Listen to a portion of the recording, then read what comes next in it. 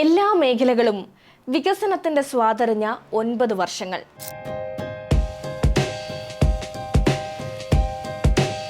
അതാണ് കഴിഞ്ഞ 9 വർഷക്കാലത്തെ ഇടതുപക്ഷ ഭരണം. ഓടുപൊട്ടി ചോർന്നൊലിക്കുന്ന സർക്കാർ സ്കൂളുകൾ ഇതായിരുന്നു 2016 മുൻപുള്ള കേരളത്തിലെ ഗവൺമെന്റ് സ്കൂളുകളുടെ കാഴ്ച. ഇടതുപക്ഷ സർക്കാരിന്റെ പൊതുവിദ്യാഭ്യാസ സംരക്ഷണ യജ്ഞത്തിലൂടെ ഇന്ന് കേരളത്തിലെ സ്കൂളുകളുടെ മുഖച്ഛായ ആകെ മാറിയിരിക്കുന്നു. അതിന്റെ പ്രത്യക്ഷ ഉദാഹരണമാണ് നിലമ്പൂരിലെ government Manavedan VHSS. Manavedan VHSS സ്കൂളിലെ പൂർവ്വ വിദ്യാർത്ഥിയായ സാഹിത്യകാരൻ MD ഇബ്രാഹിംകുട്ടി പഴയ സ്കൂൾ കാല ഓർമ്മകൾ പറയുന്നത് ഇങ്ങനെയാണ്.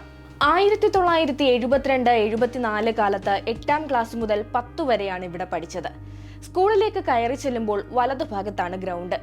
കല്ല് നിറഞ്ഞ മൈതാനത്ത് ഓടാൻ പ്രയാസമായിരുന്നു. എങ്കിലും ഞങ്ങൾ ആവും വിധം കളിച്ചു.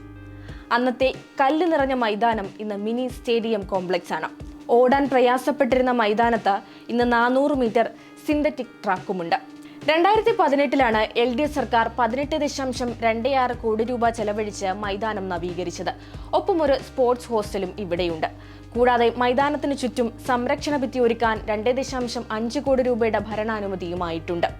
2018 മികവിന്റെ കേന്ദ്രം പദ്ധതിയിൽ ഉൾപ്പെടുത്തി കിഫ്ബിയുടെ 5 കോടി രൂപ ചെലവഴിച്ച് 30 ക്ലാസ് മുറികൾ ഉൾപ്പെട്ടിരുന്ന 2 നില കെട്ടിടം സ്കൂളിൽ പണിതിട്ടുണ്ട്. കൂടാതെ 2022-23 സംസ്ഥാന ബജറ്റിൽ സ്കൂൾ VHSE ലാബിനു വേണ്ടി 2 കോടി രൂപയും അനുവദിച്ചിട്ടുണ്ട്. 2024-25 ബജറ്റിൽ പ്രവേശന കവാടം, ഗേറ്റ്, ഡൈനിങ് ഹാൾ എന്നിവയുടെ നിർമ്മാണത്തിനായി 1.5 കോടി രൂപയും നീക്കിവച്ചിട്ടുണ്ട്.